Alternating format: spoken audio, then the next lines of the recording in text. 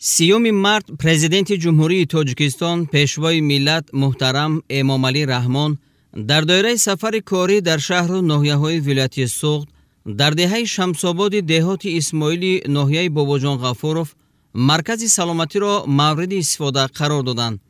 به سرور دولت محترم امامعلی رحمان اطلاع داده شد که بنگاه طبی در یک جای ناآباد دهه با مبلغ‌گذاری مقامات اجرایی محلی حاکمیت دولتی ناحیه باباجان غفورov و اشتراک فعال ساکنان بنیاد کرده شد.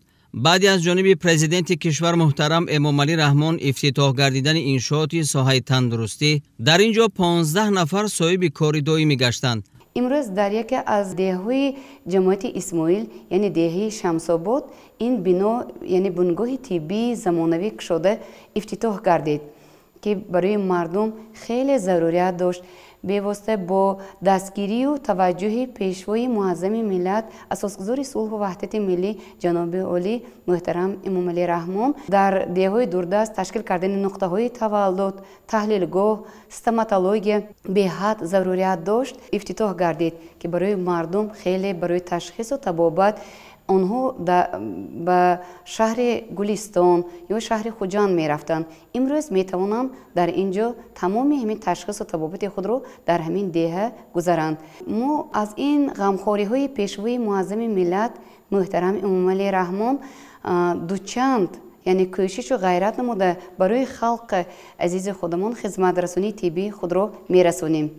مرکز سلامتی از 7 حجره و قبولگاه عبارت بوده.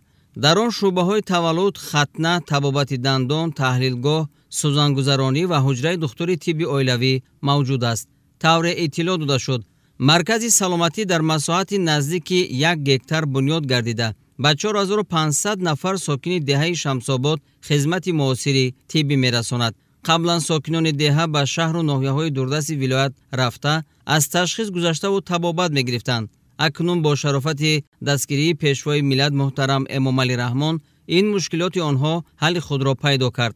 ما هم خیلی خرسند همین جشن‌ها که همینجا چندین سال است کردستان نبود، همین خیلی مرکز سلامتی نبود.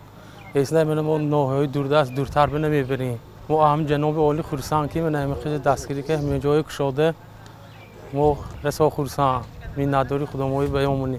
رهبر دولت محترم امامعلی رحمان بعد شناسایی با شرایط خدمترسانی در بنگاه سلامتی طبیبان را به خدمترسانی سطحی بلند به مردم و معامله و مناسبت خوب به بیماران هدایت نمودند.